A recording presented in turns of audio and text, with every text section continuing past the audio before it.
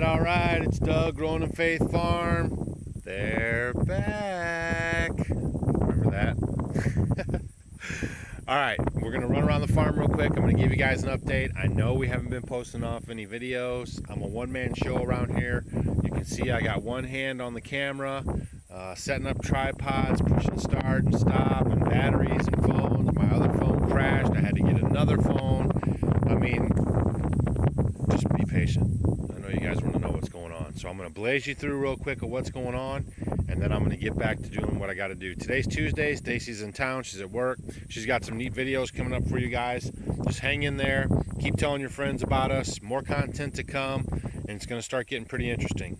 Okay, this is the driveway. Remember we had a big ravine right here from the rain we've been having? It cut a hole. You can see where the rock washed out. It cut its own natural hole right there. Very deep hole. We couldn't even drive over the driveway. I repurposed this pipe here. Got it pretty much, well, it was for free. And we're just going to be thrown away. And I put it in there. I dug the ditch out more. Put it in there, filled it with the rock. So now that was the natural area where the water would come down. It's probably like a 10-foot drop from very top of the property up there to down here. So that was the natural crevice that it made right there across the driveway, the washout. So that's where I put the pipe. It should work out really good. Of course, we'll keep you updated and let you know what's going on. All right, move on to the next thing. The bees. The bees are doing awesome. As you can see right here, see if I can get that for you. I mean, they're dripping out of the front. That helps them keep cool. It's a very low humid day today. Both these two hives here, that one being the strongest hive, that one's doing pretty good. This one's a little weaker hive, but they're still doing pretty good. I'm going to break them open and get into them. Maybe by the end of this week I might have a video up for you, or next week. See how it goes. My son's in town from California. He's on his way to the East Coast. He is MARSOP, Marine Special Forces, and so he's going to be here Thursday. We're going to put up some wood, and so that's pretty cool. So I don't know what's going to be going on this week. Chickens are out, guineas are good. One thing I want to say is we got some more meat birds. This is our second round of meat birds. I see people that have done homesteading videos about their meat birds, and then I haven't seen any more meat birds. I'm thinking, well, they only had like 5 or 10 of them. So that's it. We get like almost 50 birds a year. That way we try to have like a chicken a week, I guess you could say. So round 2 of the meat birds, healthy, happy, growing fast, free ranging, looking good. All right, so what's going on over here? Okay, I'll tell you real quick. I'm trying to get this done real quick video. Blaze in, blaze out, get back to work. All right, so this is the back of the barn. The problem that we had was the guy who built this barn didn't do any work to it. He just slapped up a structure. The floor was slanted because of the drop from the front. It slopes down, down, down, down, down. That's south. Behind me's north. That's north. Behind me south. That's west. That's east. So the water just comes right down, gets inside the barn. Big fat mess, especially this year, if you can imagine all the rain we've been getting. So I have to get this fixed before I can start on the cistern project. So that's what's underway right now. I took all the boulders that are along the driveway and everywhere else we had, locked them all together, and then put the rock in behind it. That keeps it from washing out from the inside, the rock that I'm putting inside. Okay. Beautiful day today, like a California day today. All right, obviously I have a lot of stuff outside of the barn because I'm using the neighbor's tractor. This was a big pile of rock, and I am building up the inside of the barn. And also what I'm going to do to keep it from flooding in there, getting water in there, is I'm putting a drain tile in. This is about 74 feet long or something. Put a 100-foot of drain tile in and get all the water going out down there. So that'll work. All right, let the camera adjust for a second. Okay, so what we had here was, this was high, and it probably dropped 3 feet down here. Okay, So I've been bringing in rock, rocking and rolling. And we raised up the ground. Give me a ground level here. You can see it's probably 6-7 inches that I raised it up. And it was really bad over there. I really used a lot of dirt and rock over in this corner right here to raise this up. So the idea now is to have this first board about halfway in the rock. And then, like I said, just showed you on the other side of that wall is the boulders with the rock. So that'll keep everything in. And with the drain tile and the new floor going on in here raised up, we should not have any washout water problems in this barn anymore, okay? But at least that's the plan. All right, 5 minutes in, come on.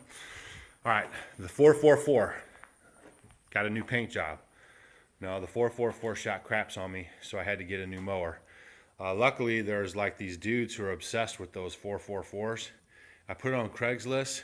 Actually made money on the deal, and it didn't even run anymore. It shot craps on me like 4 cuts in this summer, so that worked out pretty good for me. And then I took the funds from that sale and put it on. Got a Cub Cadet on Craigslist from an old guy, and it worked out really well. So that's perfect for what I need.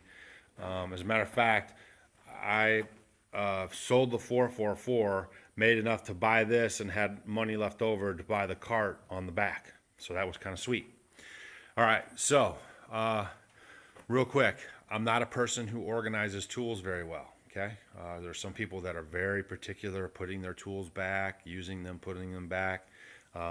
Not that I'm doing that right now. What I'm doing now is organizing, because I'm that person. I'm the person who uses it, puts it somewhere, and then when I need to use it again, I spend more time looking for it than I used using it.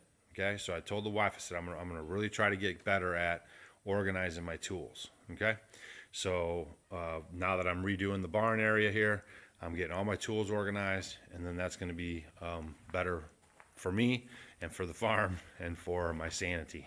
All right, now over here. Today what I'm working on right now is taking apart all my horse stalls, okay?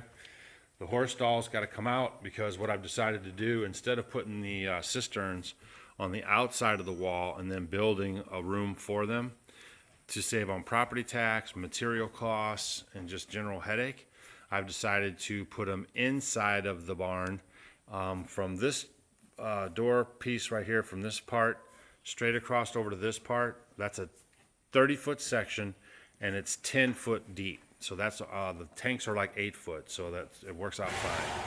So what I'm going to do is the pipes will come on the outside of the barn, drop about 4 or 5 inches, punch a hole right there, come in, first flush diverter, and then into the tanks. Okay, so that's how we've decided to do that.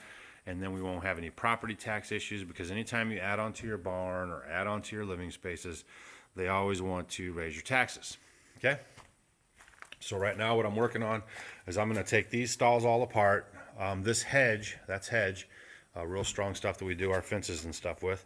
I'm going to take that out, and I'm going to cut it up for firewood, and then I'm going to replace it with some 3x6 posts, kind of like what these are right here.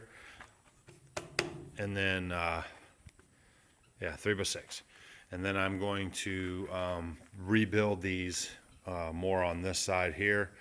So they'll have room to put the room in for the cisterns and for the horses to have a stall area. Okay. Horses. That's Smokey. That's my buggy horse. He's a standard bred with a little bit of Morgan in him. And in the back there's the Palomino. Sadie is her name, and she keeps Smokey company, because we did sell the draft horses. I used them for gardening and pulling logs, and it was a great adventure. I really enjoyed it, but we don't use them enough, and just was practical to go ahead and punt them, save on feed bill, use the money towards the cistern project. She came with a saddle, and the guy that I got the Belgians from, actually I got this Sadie from too, the Palomino. So it worked out good. And I know the owner, he takes care of his horses. So that's the latest with that. It was sad because we love the Belgians, and I loved working with them. And it was a great adventure. You know what I mean? You always want to try stuff. You never want to say, oh, I never did that. So I can run a team now. I know how to harness them. I know how to run them. and you know, that's cool. Okay. Not that that should be on everyone's to-do list, but it was on ours. So we are going to go to raised beds and garden with a greenhouse next. I actually had a guy email us, and he said, "Hey man, you're selling yourself short. You have a 10,000 square foot garden." And I was like, "What?" And I was like, "Yeah, you're right. It was 100 feet long by 100 feet wide. Length times width gives you your square foot." So we had a 10,000 square foot garden, not a 1,000 square foot garden. So that was too big for me and Stacy anyways, all the hoeing and working and stuff. So we're moving to raised beds, and I know that'll make a lot of you happy that always left negative comments about the way we were gardening and farming, or whatever you want to call it. So with the rain this year, kind of taught us some stuff. Plus we do listen to people. You know, we don't know everything. That's never a claim to our fame. So we do listen, and we evaluate, and then we take under consideration. We dismiss what is bad and we accept what is good. And what is good is going to be raised beds and greenhouse, because it is just me and Stacy eating and canning and stuff. So there you go. And we don't really sell our produce for money or anything. We give some to family members and the food pantry a little bit and locally, but that's about it. All right.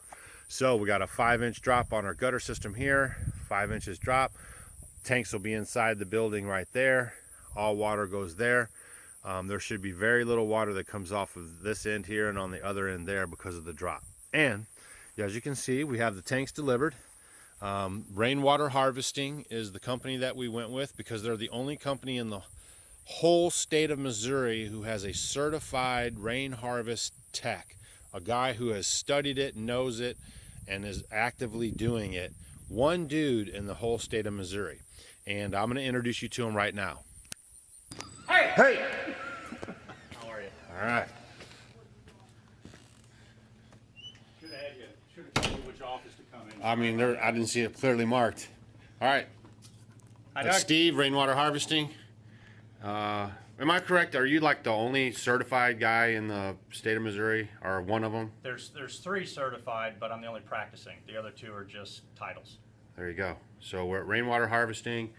We'll give you the contact information in the description box below. We're going to sit down and talk about harvesting some rainwater, and we'll catch up with you guys later. All right, welcome back. That was Steve, Rainwater Harvesting. I'll leave his contact information below in case you live in the St. Louis area or Missouri, anywhere, and you want to do something like this. He's a knowledgeable dude and very courteous and kind, and answers all your questions. And so here we go. So this is a first flush inverter. All the first rainwater will go into there. It'll fill up, and then the water will kick into this tank, and they'll fill at the same time all the way up. 3,000 gallons should be pretty good for us. Okay. Worst case scenario, if it never rains, we can always have water hauled in.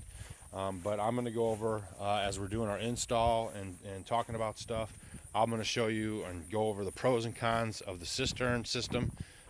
Actually, all the pros. There's not very many cons, and hopefully that's good for us. So we'll do a whole thing about install, what we use, and what's going on. I got some of the fittings here, as you can see. Ball joints, 90s, elbows, some collars. You know, I'm just trying to get stuff organized and put into place so I can, you know, start working on it. My first priority though is tearing down the stalls and getting in the gravel, and then once I do that, I'll be working on placing the cisterns, and then from there running my pipe to the cabin. All right, so I know you guys have been waiting for a video. Now you got one. A little something to watch, a little something to know we're okay. I just been going, man. It's hard for me to hold one hand on a camera or set up tripods, and you know, when I'm a one-man show, I got to keep it going and keep moving on. One thing we did too is we put that lattice underneath there. That was pretty cool. Stacy really liked that. And then what I did was I left a little space so the dogs can go underneath there and hang out. So tell me how you like the look of that. Looks pretty good, doesn't it? Might be our new avatar pic. Matter of fact, I'll take a pic right now of it. There you go. Might put that on the avatar. Looks good. And that's it. We got rid of some alpacas. We donated some to like a charity group place that works with kids, which was really cool. And then we sold a couple, and supposedly there's somebody coming tomorrow for a couple. And I think we're gonna probably get out of the alpaca business and then get more sheep, because sheep are easy keepers. I really don't care for shearing the alpacas. That's why I didn't get wool sheep in the first place. And we have tons of fiber if anyone's interested still in getting fiber, because we just sheared, 15 alpacas.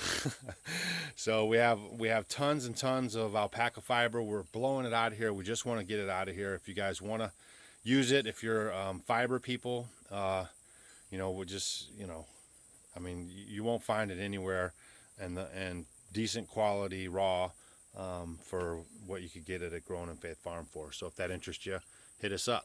Otherwise, we'll get back to you. Stacy's got some cool videos planned. My son's here Thursday. We're going to cut some wood. Maybe we'll talk to him a little bit about how he sees our transition. Who knows what's in coming up, but we got stuff coming up. Hang in there. Thanks for being patient. More videos to come. This is Doug signing off. Growing in Faith Farm. Thanks for watching.